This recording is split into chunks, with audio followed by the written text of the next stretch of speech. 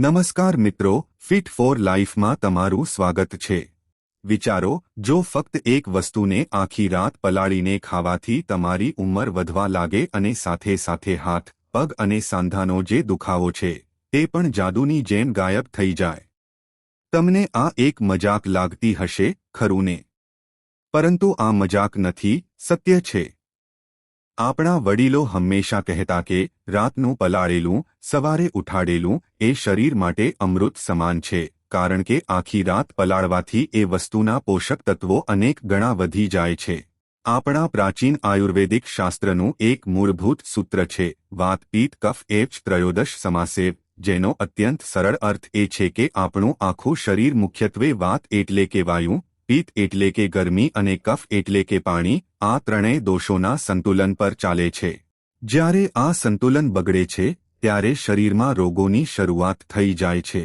ખાસ કરીને વાત દોષ બગડવાથી નસો અને સાંધાની તકલીફો સૌથી પહેલા દેખાય છે। આજે હું તમને એક એવો અક્ષર ઘરગથ્થુ નુસ્ખો જણાવીશ જે શરીરમાં લોહીના પરિભ્રમણને એટલે કે લોહીને આખા શરીરમાં બરાબર ફરવાની ક્રિયાને સુધારશે, નસોને અંદરથી તાકાત આપશે અને દરેક પ્રકારના સાંધા અને માંસપેશીઓના દુખાવામાં પણ તમને આરામ આપશે। અને ખબર છે સૌથી સારી વાત શું છે? આ ચમત્કારિક વસ્તુ તમારા રસોડામાં તમારી આંખ સામે જ હાજર છે। મને યાદ છે, અમારા જ એક વડીલ માજી હતા જેઓ રોજે રોજ સાંધા અને માંસપેશીઓના દુખાવાથી પરેશાન આખો દિવસ રહેતા, થાકને કારણે ખૂબ પરેશાન રહેતા।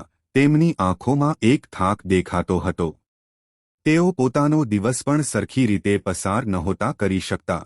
ઘણી બધી દવાઓ લીધા પછી પણ તેમને કોઈ કાયમી આરામ નહોતો મળી રહ્યો। બસ થોડીવાર સારું લાગે અને પછી પાછું એ જ। તેમના જીવનમાં સાચો ફેરફાર ત્યારે આવ્યો જ્યારે મેં તેમને આપણા વડીલોએ જ બતાવેલો એક જૂનો અક્ષર નુસ્ખો સૂચવ્યો, જેનાથી માત્ર 3 જ અઠવાડિયામાં તેમના દુખાવામાં ઘણો આરામ મળ્યો અને તેમની ખોવાયેલી ઊર્જા પણ પાછી આવવા લાગી।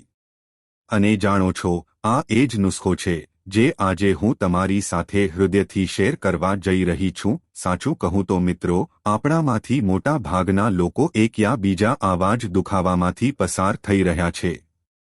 કોઈને હાથપગમાં સતત સોજો અને બળતરા રહે છે, કોઈને રાત્રે સૂતી વખતે પગમાં એવી ઝંઝણાટીનો અનુભવ થાય છે જાણે પગમાં હજારો કીડીઓ ચાલતી હોય, બરાબર ઊંઘ પણ નથી આવતી, અને કોઈના સાંધા સવારમાં એટલા બધા જકડાઈ જાય છે જાણે સાંધાઓમાં તેલ ખૂટી ગયું હોય કે પથારીમાંથી ઉઠવું પણ તેમના માટે એક મોટો પડકાર બની જાય છે। શું તમારી સાથે પણ સવારે ઉઠતી વખતે સાંધા જકડાઈ જવાનું કે ઝંઝણાટી થવાનું બને છે? મને કમેન્ટમાં જરૂર જણાવજો। અને એટલું જ નહીં, નાની નાની વાતે થાક લાગી જવો, શરીરમાં નબળાઈ લાગવી, ક્યારેક અચાનક ઊભા થવા જતાં આંખો સામે અંધારા આવવા કે ચક્કર આવવા, યાદશક્તિ ધીમે ધીમે નબળી પડવી, એ બધા એવા લક્ષણો છે જે સ્પષ્ટ ઇશારો કરે છે કે તમારી નસોમાં ક્યાંક અવરોધ બની રહ્યો છે, એટલે કે બ્લોકેજ થઈ રહ્યું છે અને તે નસો ધીમે ધીમે નબળી પડી રહી છે। પરંતુ શું તમે જાણો છો કે નસોના અવરોધ અને નબળાઈને આપણે કુદરતી રીતે આપણા ઘરગથ્થુ ઉપચારથી, મોંઘી દવાઓ વગર અને કોઈ પણ આડઅસર વગર દૂર કરી શકીએ છીએ? તો ચાલો, થોડી જ વારમાં હું તમને એ અદ્ભુત નુસ્ખો જણાવીશ। પરંતુ તે પહેલા એ સમજવું ખૂબ જરૂરી છે કે આખરે આ નસોમાં નબળાઈ કે અવરોધ શા માટે આવે છે। આમ તો તેના ઘણા કારણો હોઈ શકે છે, પરંતુ આપણા આયુર્વેદ અને આધુનિક વિજ્ઞાન મુજબ સૌથી મોટું કારણ છે ડાયાબિટીસ એટલે કે મધુમેહ। જી હા મિત્રો, જ્યારે લોહીમાં સુગરનું એટલે કે સાકરનું પ્રમાણ વધારે રહે છે ત્યારે તે ધીમે ધીમે આપણી નાની નાની નસોને અંદરથી પોકળ બનાવી દે છે, તેને નુકસાન પહોંચાડવાનું શરૂ કરી દે છે, જેને ડોક્ટરી ભાષામાં ડાયાબિટીક ન્યુરોપેથી કહે છે। આ એ સ્થિતિ છે જેમાં ડાયાબિટીસને કારણે આપણી નસોના છેડા નબળા પડવા લાગે છે, જેનાથી જ પગના તળિયે બળતરા, ખાલી ચડી જવી કે ઝંઝણાટીનો અનુભવ થાય છે। બીજું મોટું કારણ છે હાઈ બ્લડ પ્રેશર એટલે કે લોહીનું ઊંચું દબાણ। આનો અર્થ એ છે કે આપણું લોહી નસોની દિવાલો પર સતત જોરથી ટકરાય છે, જેનાથી નસો સમય જતાં કમજોર અને કડક બની જાય છે।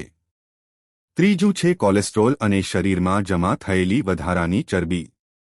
કોલેસ્ટ્રોલ એટલે કે એક ચીકણો પદાર્થ જે આપણી નસોમાં ધીમે ધીમે જામીને લોહીના વહેણને રોકે છે। જેમ રસોડાની પાઇપમાં ધીમે ધીમે ચિકાશ જામી જાય અને પાણી જતું બંધ થઈ જાય એવું જ આપણી નસોમાં આ ખરાબ ચરબી કરે છે। ચોથું કારણ છે કોઈપણ પ્રકારનું ઇન્ફેક્શન કે ચેપ। પાંચમું છે હોર્મોનલ અસંતુલન એટલે કે શરીરના આંતરિક રસાયણોમાં ગડબડ। આપણા શરીરમાં ઘણા બધા એવા કુદરતી સંદેશવાહક તત્વો હોય છે જે શરીરના બધા કાર્યોને નિયંત્રણમાં રાખે છે। તેમાં ગડબડ થવાથી પણ આવી તકલીફો થાય છે। આ ખાસ કરીને બહેનોમાં વધારે જોવા મળે છે। અને છઠ્ઠું કારણ છે આપણી કિડની કે લીવરની નબળાઈ જેના કારણે શરીરમાં ઝેરી તત્વો એટલે કે ટોક્સિન્સ જેને આપણે સાદી ભાષામાં શરીરનો કચરો કહી શકીએ તે જમા થવા લાગે છે। આ કચરો જ્યારે પેશાબ કે પરસેવા વાટે બરાબર બહાર નથી નીકળતો ત્યારે તે નસોમાં જમા થઈને લોહીને બરાબર ફરવા દેતો નથી। આ બધી જ વસ્તુઓ મળીને તમારી નસોમાં નબળાઈ પેદા કરે છે અને તેના પરિણામે જ દુખાવો, થાક અને આખા શરીરમાં નબળાઈનો અનુભવ થવા લાગે છે। પરંતુ મિત્રો, સારા સમાચાર એ છે કે આ સમસ્યાથી છુટકારો મેળવવા માટે એક એવો ઉપાય પણ છે જે તમારા રસોડામાં જ રાખેલો છે, આપણી નજર સામે જ છે। આપણા રસોડામાં જ એક નાનકડી વૈદ્યશાળા છુપાયેલી છે। બસ તેને ઓળખવાની જરૂર છે અને ખૂબ જ સાધારણ વસ્તુઓથી તમે તેને સહેલાઈથી બનાવી શકો છો। અને હવે હું તમને એ જ નુસ્ખો સ્ટેપ બાય સ્ટેપ એટલે કે એક પછી એક બધી વિધિ વિસ્તારપૂર્વક જણાવવા જઈ રહી છું, તો વિડીયોમાં મારી સાથે જોડાયેલા રહેજો। મિત્રો, આ નુસ્ખો 3 ખૂબ જ સાધારણ વસ્તુઓથી બને છે અને આ નુસ્ખો જણાવ્યા પછી હું તમને આ ઉપાયની સાથે અંતમાં એક બૂસ્ટર સ્ટેપ પણ જણાવીશ જે તેની અસરને બમણી 3 ગણી કરી શકે છે। શું તમે આ ખાસ બૂસ્ટર સ્ટેપ જાણવા માટે ઉત્સુક છો? પરંતુ તેના વિશે જાણતા પહેલા ચાલો જોઈએ કે આ નુસ્ખો આખરે બને છે કેવી રીતે। તો તેના માટે સૌથી પહેલા તમે એક સ્ટીલનું વાસણ લઈને તેમાં એક ગ્લાસ પીવાનું પાણી નાખીને ગેસ ઉપર ઉકાળવા માટે મૂકી દો। હવે જ્યારે પાણી બરાબર ઉકળવા લાગે ત્યારે તેમાં સૌથી પહેલા દાલચીની એટલે કે તજનો એક નાનો ટુકડો નાખો। તજ એ આપણા આયુર્વેદમાં વાત દોષને શાંત કરનાર શ્રેષ્ઠ ઔષધિ મનાય છે। પછી એક મોટી ઇલાયચી જેને ઘણા લોકો કાળી ઇલાયચી પણ કહે છે તે આખી જ નાખો। આ મોટી ઇલાયચી ફક્ત સ્વાદ માટે નથી, તે પેટને શાંત કરે છે અને લોહીને સાફ કરવામાં પણ ખૂબ જ મદદરૂપ છે। અને છેલ્લે 2 નંગ લવિંગ લઈને તેને થોડા વાટી લો, તેનો અધકચરો ભૂકો કરીને તે પણ આ પાણીમાં ઉમેરી દો। લવિંગ ગરમ હોય છે, તે શરીરના દુખાવાને અને જકડાઈ ગયેલા સાંધાને ખોલવાનું કામ કરે છે। હવે આ ત્રણેય વસ્તુઓને આ પાણીમાં તમે 2 થી 3 મિનિટ સુધી ધીમા તાપે બરાબર ઉકળવા દો। ઉતાવળ બિલકુલ ન કરતા, જેથી ત્રણેય વસ્તુઓનો પૂરો અર્ક, તેનો જે અસલી રસ છે, તે બરાબર પાણીની અંદર ભળી જાય। બસ 2-3 મિનિટ પછી ગેસ બંધ કરીને પાણીને સામાન્ય તાપમાન સુધી ઠંડુ થવા દો એટલે કે તે હૂંફાળું રહે। જો તમને થોડું ગળ્યું પસંદ હોય તો તમે પાણી ઠંડુ થયા પછી તેમાં એક નાનો ટુકડો દેશી ગોળનો પણ ઉમેરી શકો છો કાં તો થોડું શુદ્ધ મધ પણ ઉમેરી શકાય છે। પરંતુ એક વાતનું ખાસ ધ્યાન રાખજો, જો તમને ડાયાબિટીસની સમસ્યા હોય તો તમારે ગોળ કે મધ બિલકુલ ઉમેરવાનું નથી, તેને સખત રીતે ટાળજો। આ નુસ્ખો લેવાનો એટલે કે ઉકાળો પીવાનો સૌથી સારો સમય કયો છે, ખબર છે? રાત્રે જમ્યા પછી લગભગ અડધા કલાક પછી। જી હા મિત્રો, રાત્રે સૂતા પહેલા લેવાથી તે આખી રાત શરીરમાં પોતાનું કામ કરી શકે છે, નસોને આરામ આપી શકે છે। બસ એક ગ્લાસ દરરોજ 14 થી 15 દિવસ સુધી જો તમે આને નિયમિતપણે લેશો તો ફેરફાર તમને ખૂબ જ જલ્દી નજર આવવા લાગશે। ધીરજ રાખવી જરૂરી છે કારણ કે આયુર્વેદિક ઉપચારો ધીમે ધીમે પણ મૂળમાંથી કામ કરે છે।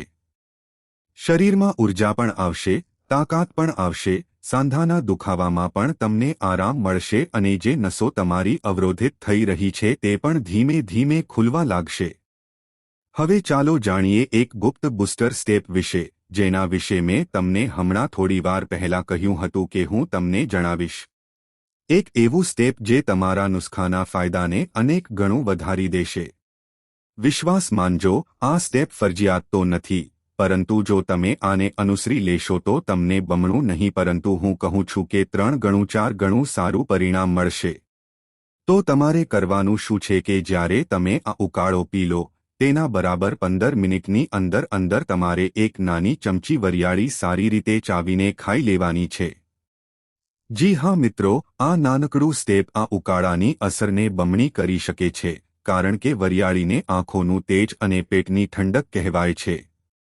આપણા વડીલો હંમેશા જમ્યા પછી મુખવાસમાં વરિયાળી લેતા, કારણ કે તે ખાધેલા ખોરાકને બરાબર પચવામાં અને તેમાંથી પોષણ ખેંચવામાં શરીરને મદદ કરે છે. જ્યારે તમે ઉકાળા પછી વરિયાળી ખાઓ છો ત્યારે તે આ ત્રણેય મસાલાના ઔષધીય ગુણધર્મોને શરીરમાં વધારે ઊંડાણપૂર્વક લઈ જવામાં મદદ કરે છે. અને જો તમે સતત 1 મહિનો પણ આખી પ્રક્રિયાને અનુસરો છો તો તમને માત્ર નસોના અવરોધને સમાપ્ત કરવામાં જ નહીં, પરંતુ તમારા હાથપગનો જે દુખાવો છે, જે થાક છે, તેમાં પણ તમને ઘણો મોટો ફાયદો અનુભવાશે. તમારામાંથી કેટલા લોકો જમ્યા પછી વરિયાળી ખાય છે? તમારી આ આદત વિશે મને કમેન્ટમાં જણાવજો. આમ તો તમને કદાચ એવો વિચાર આવતો હશે કે આખરે આ સાધારણ દેખાતા નુસ્ખામાં એવું તો શું ખાસ છે કે તે આટલું શક્તિશાળી હોઈ શકે? તો જુઓ, દાલચીનીની અંદર એક ખાસ કુદરતી તત્વ હોય છે જેને વિજ્ઞાનમાં સિનેમાલ્ડિહાઇડ કહે છે. આ તત્વ જ તેને ખાસ સુગંધ અને ઔષધીય ગુણો આપે છે. આ તત્વ લોહીમાં ભળેલી વધારાની સાકરને કાબૂમાં રાખે છે અને નસોમાં જામી ગયેલી ખરાબ ચરબીને પીગળાવવાનું કામ કરે છે.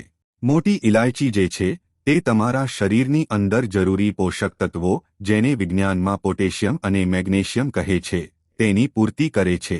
આ એવા કુદરતી તત્વો છે જે આપણા હૃદયની ગતિને નિયમિત રાખવા અને લોહીના દબાણને કાબૂમાં રાખવા માટે ખૂબ જ જરૂરી હોય છે. અને લવિંગમાં યુજેનોલ હોય છે, એટલે કે લવિંગનું મુખ્ય કુદરતી તેલ. લવિંગનો જે તીખો સ્વાદ અને ગુણ છે તે આ તેલને આભારી છે. આ તત્વ કુદરતી પેઇનકિલર જેવું છે. તે સાંધાનો સોજો અને પીડા બંનેને એકસાથે ઓછા કરે છે. અને આ જ કારણ છે કે આ નુસ્ખો લેવાથી હાથપગનો સોજો, દુખાવો અને જે ઝંઝણાટી થતી હોય છે તે ધીમે ધીમે ઓછી થવા લાગે છે. મિત્રો, હવે વાત કરીએ એવા 2 ખાસ બોનસ ફૂડ્સની જે તમારે તમારી નસોને સ્વસ્થ બનાવી રાખવા માટે દરરોજના આહારમાં જરૂર શામિલ કરવા જોઈએ.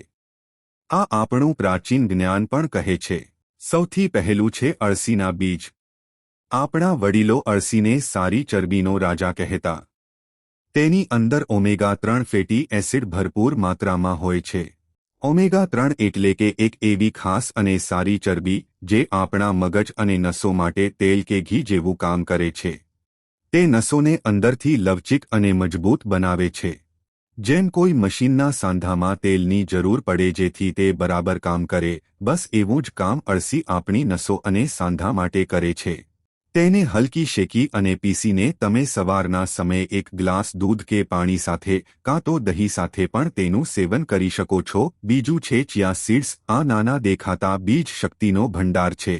કહેવાય છે કે પહેલાના જમાનામાં યોદ્ધાઓ પણ તાકાત અને સ્ફૂર્તિ માટે આનો ઉપયોગ કરતા. તેની અંદર આયર્ન, પોટેશિયમ અને એન્ટીઓક્સિડન્ટ એટલે કે શરીરની સફાઈ કરનારા તત્વો હોય છે, જે થાકને દૂર કરે છે, નસોને આરામ આપે છે અને તમારી રોગપ્રતિકારક શક્તિને પણ મજબૂત બનાવે છે. તો મિત્રો, આ બંનેમાંથી કોઈ પણ એક વસ્તુ કાં તો બંને વસ્તુઓ જો તમે આ નુસ્ખાની સાથે વાપરવાનું શરૂ કરી દો છો, ભલે એક સાથે લો કે પછી અલગ અલગ સમયે, તો તેનાથી તમને જે પરિણામો મળશે તે અનેક ગણા વધારે સારા મળશે. શું તમે ક્યારે અળસી કે ચિયા સીડ્સનો ઉપયોગ કર્યો છે? જો હા, તો કઈ રીતે? તમારા અનુભવો અમારી સાથે જરૂર શેર કરજો. મિત્રો, આ વિડિયોમાં જણાવેલા ઉપાયો સામાન્ય માહિતી માટે છે. દરેક વ્યક્તિનું શરીર અલગ અલગ હોય છે, દરેકની તાસીર અલગ હોય છે.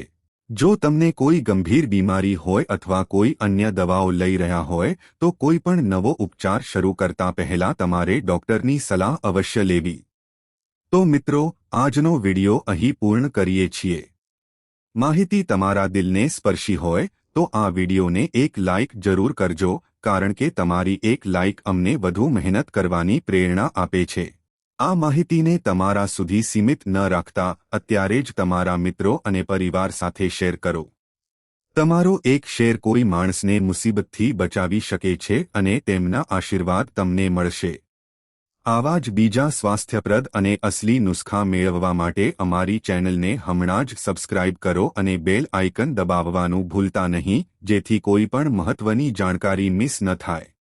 તમે કયા શહેરથી આ વિડિયો જોઈ રહ્યા છો તે નીચે કમેન્ટમાં જરૂર જણાવજો. મળીએ એક નવા સ્વાસ્થ્યપ્રદ વિડિયો સાથે. ત્યાં સુધી હસતા રહો, મુસ્કુરાતા રહો અને રોજ કંઈક નવું શીખતા રહો, જેથી તમે રહી શકો હંમેશા સ્વસ્થ.